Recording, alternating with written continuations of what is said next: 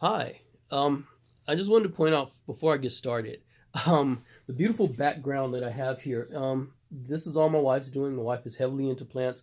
She loves plants. She loves just designing, and she's awesome at it. And this is cool. So I thought it would make a good background here in my bedroom that my wife has set up. This is really cool. Now I wanted to share a little thought that God gave to me today, which I think was pretty cool. And so, because it was so cool, I wanted to share it. And I think it'll help quite a few people. I pray that it does so. But before I talk about the story and get into the story and the thing that the Lord showed me, I first need to point out a principle that God operates by. And you see this principle very clearly in the book of Matthew, chapter 19, verses 1 through 12. And it's a principle that God looks at us as human beings, and he sees that we do just a lot of crazy things, a lot of just bad things, things that he just does not like. He's not cool with at all. He just doesn't appreciate. But because he knows that we're human, and because he knows that as humans we were not perfect, we screw up, we do just things, and we can't help ourselves to some point because we're human. He looks at it, and even though he doesn't like it, even though he actually mad at it, he's like, okay, he'll play along with it, he'll go with it for a while, and he'll even work with you in it for a while. But after a while, he's like, okay, I'm done, no more of that. We need to stop that now, because it just does not work. It's not good. It's not good for you. It's not what I planned. It's not what I made. It goes against everything that I designed and made. We need to stop that. I expect you to do better now. And that's what happened when Jesus came along. When Jesus came along and he lived and he died on the cross and rose 3 days later, all the stuff that we were doing as human beings before Jesus came, God's like, okay, it needs to stop now. Okay, you have the ability through Jesus to stop it. Stop it. It's not good.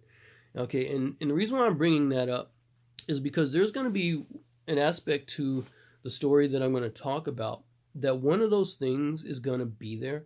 It's going to be one of those things where God's like, I never liked this, never wanted this, but I'll go along with it and I'll work with it until I tell you to stop and make it better. And he did. In Jesus, he did say stop and make it better. But the story I'm going to talk about is before he said that. So you're going to have that. And he was never cool with it. So don't think that he was cool with it, but he did work with it. So I want to mention that because, like I said, that aspect is here. And I know that some of you may have a tendency to get a little bit distracted by that aspect and get thrown off by it because it's not good. But don't let it distract you, because again, like I said, God canceled that and said stop. Okay, so but this is before he said stop, so don't let it distract you, please. Now, the story that I'm going to read, I want to give you a little background of it first, because I don't want to read the whole story. It's like chapter upon chapter, and I don't want to read that far. I just want to talk a little bit of it, but I have to give you the background. So in the Bible, in the Old Testament, there's this guy named Jacob. Jacob is a very, very, very important person in the Bible, extremely important. And Jacob, at the time that we're reading the story, he had two wives. And that's the part of the part where I said God's not cool with that, but he went along with it. God's not cool with anybody having more than one wife. He's very clear about that. But at this time, he allowed it, and he even worked with people with it. But after, when Jesus came, he said, okay, stop that. So, but Jacob at this time did have more than one wife. He had two wives. And later on, the two wives were going to give him two more wives. So he would end up with four wives, two that the wives themselves gave them. Now, these two wives, one was named Rachel, one was named Leah. And Rachel and Leah were sisters. And through a whole bunch of just complicated stuff, Jacob ended up marrying both of them when he thought he was only going to marry one. So kind of sort of wasn't his fault, but still, he did it. So he marries both these sisters, Rachel and Leah. And Rachel and Leah both look at each other, and they're not happy with this arrangement because of the fact that they're both looking at each other like, Jacob's my man, and you are intruding on what I have with my man. You shouldn't even be here. And so they're not happy with each other in this arrangement because they're just not happy. Now, the other aspect that you need to know too is back in those days, really before the 20th century, I think. Um, for a woman to have a baby, it was a big, big, big deal. It is a big deal too now, but it was in a different way. It was everything that we look at, but plus more. We look at it as, oh, this is such a blessing. And if a woman can't have a baby, oh, it's like, oh, it's such a sad thing. It is. But they add to that the fact that if you did not have a baby, it was seen as if you something was wrong with you. You were cursed. God was against you. You didn't have God's favor, and you, oh, poor you. You know, God doesn't like you, and so I don't like you. It could carry that far, and so and it was just a horrible thing. Whereas if a woman had a baby, it was like, oh my God, yeah, I'm the best. I'm the best woman in the world. Nobody can touch me. I had a baby, especially if I had a son. Oh my goodness, yeah. So anyway, so yeah, having a baby was a big deal, and not having a baby was a very big deal. Now, when Jacob married Rachel and Leah, the Bible makes it very clear and says it very plainly that he preferred Rachel of the two, but it was Leah and not Rachel that was having the babies. First she had one baby, then she had another baby, then she had another baby, then she had another baby. So she had four babies. Four. And to top it off, they were all sons. And in that time, unlike now, sons were much preferred to daughters. I'm sad to say that, but yeah, that's the way it was, and that's the way humanity has been. Fortunately, that's changing. And so Leah's having all these blessings. She's got four babies. Rachel has none. And so Rachel comes to Jacob. Oh, before I say actually read what I was going to read, I just need to say that, as you can see by what I've just said, this is a messy story. You got a guy married to two women who are sisters, that's incest, who don't like each other, that's jealousy, and it's just messy. It's just very, very. And then later, the two sisters are going to give him two more wives. That's even more messy. So I'm saying that, pointing out, because of the fact that a lot of people have the idea, and this is just a side note before I go back to the main story. A lot of people have the idea that the Bible is just this pure, holy, sweet, refined book, that everything is pure and light. And the Bible is pure and light, but the stories in it are messy. They're messy. They show us in our humanity, and humanity is very messy, and it shows the messiness of it. And is there stuff in the Bible that really they need to make movies about, because the ratings would be very, very high just because of the messiness and just the intrigue and the nastiness of some of the stuff.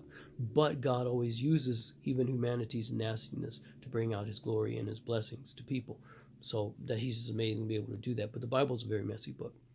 Anyway, that's end of my little side rant there. Not rant, but my little side trip. But anyway, so that's the story we have. That Rachel and Leah's having babies, Rachel's having none, and so Rachel's just not happy. So that's where we have, when I read the passage I'm about to read, is Genesis chapter 30, verses 1 and 2. And just those two verses. And it says, "And when Rachel saw that she bare Jacob no children, Rachel envied her sister, and said unto Jacob, Give me children, or else I die. And Jacob's anger was kindled against Rachel, and he said, Am I in God's place, who has withheld from you the fruit of the womb?" So here she's coming to Jacob, and she's like, "Give me children. This is your fault. Give me children, or else before I die." And Jacob's like, "What? You're crazy. I'm not God. I can't give you children. That's not my place. I can't do that. I can only do the part that I can do. I can't do the rest. That's up to God." Now, right after this, the story gets even more complicated, because this is the part where both Rachel and Leah start kind of jockeying for position by giving Jacob their maids, basically, to have more children, and to kind of it's a messy story, and I'm not going to go into all that, but it gets more complicated. But eventually, later on, not immediately, later on, Rachel does have children. But now, the part of the story of this that I want to focus on is where Rachel said, "Give me children, or else I'll die." And Jacob's like, Am I in God's place to give you children? How can I do that? I'm not God. Um, Basically, kind of what they were saying to each other in a different way of saying it is that Rachel was saying, I need to give birth, and I need you to help me give birth. And then Jacob responds and says, I can't do the part you're asking me to do. I can't. It's not that he didn't want to. I'm sure that they had tried, but because he did love her, but it wasn't happening. So he couldn't do what she wanted him to do. And she was looking at him, you need to do this. And the part where God kind of put into my head and made me think about was, he made me think about you, and he made me think about me. He made me think about all of us. All of us, at some point in our lives, have something that we really, really, really want to give birth to. We want to give birth to this thing in our life. Not necessarily a child. It can be a business. It can be a work of art. It can be a poem. It can be just a better life. It can be anything. And think of anything you have that you really, really want to give birth to that thing. And the way you feel just like Rachel. Like, I need to give birth to this thing, or I'm going to die if it doesn't come to pass. You're just like, I need to do this. But you can't do it on your own. So what you do is you go to find somebody to help you give birth to that thing, to help you conceive it, and to help you bring it forth to give birth. And you go to these people, and you're going to them even instead of God. And that's why Jacob said, am I in the place of God? God's got to do this part that you're asking him to do. And these people, you're going, and you haven't checked with God. You're not checking with God. Or maybe you checked with God, but you really didn't, in the sense that you said, Lord, help. But then you ran away from him real quick, and you didn't really stay with him. But you ran to these people, and you're like, I need you to help me do this. And they're looking at you. I can't. And you're looking at them and you're thinking, no, yes, you can. And the reason why you know that they can, just like here with Rachel, Rachel knew that Jacob had what it took to help her. He had the equipment, so to speak. It's a little tacky, but I don't know how else to say it. He had the right equipment for the job. And not only did he have the right equipment, the right talent, the right ability for the job, he had used it and been successful with other people. She saw her sister, as a result of what Jacob had done, having 1, 2, 3, 4 sons. Bam, bam, bam, bam, bam. So she knew that he had the right ability, and he was good at what he did, and he was successful at doing what he did. But yet when it came to her, it wasn't working. And so there are people that you've come to, that you've gone to, and you know this person is the right person for this job. They are the right person. They have all the ability. They have everything I'm looking for. They have the wisdom, they have the know-how, they have the knowledge, they have the talent, they have the skill, they have the ability to bring this thing that I want into fruition, into reality. And yet, and you've seen them too, work with other people, and they're successful with these other people. They're like, oh my God, yeah, I helped this person, I did this, I did that. Their resume is amazing of all the people that they've helped. So you know, not only do they have the ability, but they have the history, they have the track record. This person can do this. And yet when they come to you, it's like, what's going on? Why isn't it clicking? Why isn't it working? Why were you able to help them, but now all of a sudden you can't help me? What's going on? And you get frustrated, you get mad, you get angry, just like Rachel got mad, got angry, got frustrated. And you start looking at this person like she was looking at them. And they're trying to figure out too, what's going on? What is the missing piece? Why was I successful with these other people, not with this person? Jacob figured it out. And maybe the person that you're trying to work with, they figured it out too. Or maybe they haven't. And the missing piece was God. The missing piece was God. Because see, Jacob had the right equipment. And forgive me if I talk a little plain right now. Jacob had the right equipment, but he couldn't make the sperm interact with the egg. He couldn't do that. He could just deposit, but he couldn't make them interact. He couldn't make them connect, and he couldn't make them germinate. And the person that's in your life that you're seeking for help from, they can do everything you need to, up to the point of actually making the dream come to pass, making the seed germinate in the impregnation. And you're like, I need to be impregnated. And they can't do it. Not without God. Not without God intervening.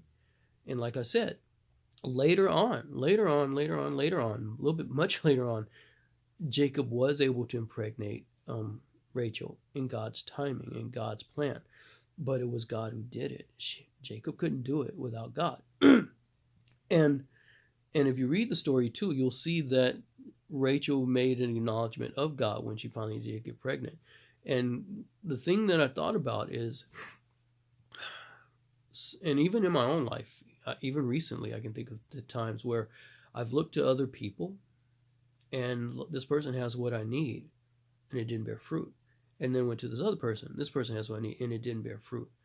Not that they didn't try. Not that they turned against me. They didn't turn against me or anything like that. It's just that it didn't work. It didn't work. Why didn't it work? Because they weren't the ones who can do the job. Only God can do the job. And you're looking at yourself and you're looking at the thing that you have that you really are desperate to bring to pass. And you're like, I just want this. I feel like if I can't bring this to pass, my life won't be complete. I won't be fulfilling my own purpose. And you even tell yourself, I'm trying hard not to even think about this, but I can't. It's in my head. It's in my mind. It's a part of who I am. And it's like, I got to bring this to pass, but I don't know how. Well, the only way that it's going to happen is just like with what Jacob said. Jacob said, I'm not in God's place, meaning it's God's place. And God has to do it. And God is the one that you need to go to. So now I'm talking to you. This is not Jacob talking to Rachel. This is me talking to you. You want that thing to come to pass. You're going to have to go to God. You want that roadblock out of the way of the thing you're trying to do. As long as this is something that's not evil, bad, or wicked. You're asking for success in a drug deal or a robbery. No, God's not going to work that. But if it's something that's not contrary to his will, and most things aren't really, but if something is really in your heart, then he's the one you need to go to. And you're going to need to wait on him in his time. He may bless you. When you go to him, he may bless you with the thing the next day. It could be the same afternoon. I've heard so many stories of God doing that. But it could also be weeks, months, even years later. I've heard God doing that too. So what do you need to do during that time? You need to go to him and pray. And you can either do one or two things. You can pray and be anxious about it and lose your hair and sleep, and it's still going to come in God's time. Or you can pray about it and say, okay, God, now give me peace to wait. And peace to wait. And peace to wait doesn't mean just, I'm just sitting there waiting, twiddling my thumbs. You're waiting by getting involved in other things. You're getting involved in life. You're letting life go on and doing the things that you can do until God brings to pass the things that you need to happen. He may direct you to be the person to take care of the thing. It's just that you may not know the things you need to know yet, and he needs to teach you. You may not have the tools and the skills yet that you need to bring it to pass, and he needs to teach you and help you get those skills and tools. Either way it goes, it's him. You can go to other people and you can say, give me a child or else I'll die. Help me give birth to this thing or else I'm going to die. I'm going to lose my mind. And they can't help you without God's help. Or you can go to God and say, God, I need your help. I need this thing to come to pass. If it's your will, if it's not your will, help me to lay it down and just go on with other things. But if it's your will, help me to do this. And I guarantee you, God is amazing. He is completely amazing. He can do amazing, wonderful, just great, fantastic, beautiful things to come into your life that you never dreamt possible, including the thing you're looking for, but in a way you never dreamed possible that he could do it. He can do so many things. He's done so many things for me. And I've been saved for 30 years. I've known him for 30 years, and I can tell you, the things he's done for me, the life he's helped me to lead in him, hasn't been perfect. No, not by any stretch of the imagination. But it's been wonderful. And wonderful is different than perfect. Wonderful is different than perfect. It's been wonderful. And he can do so many wonderful things. So for that thing that you want to give birth to, for the thing you want to conceive and bring forth, trust the Lord. Trust God. Give him glory. Give him praise. And just seek him. He'll bring it to pass. Because other people can't be in the place of God. They can't do what he can do. He can use them, but he's using them and it's still him. So don't look to other people. Look to God. He'll direct you to the people that he wants to use if he wants to use them. Okay? I hope that was a blessing to you. I hope it encouraged you. And I hope it gave you some insight. It helped me a lot. So take care and God bless you. Amen.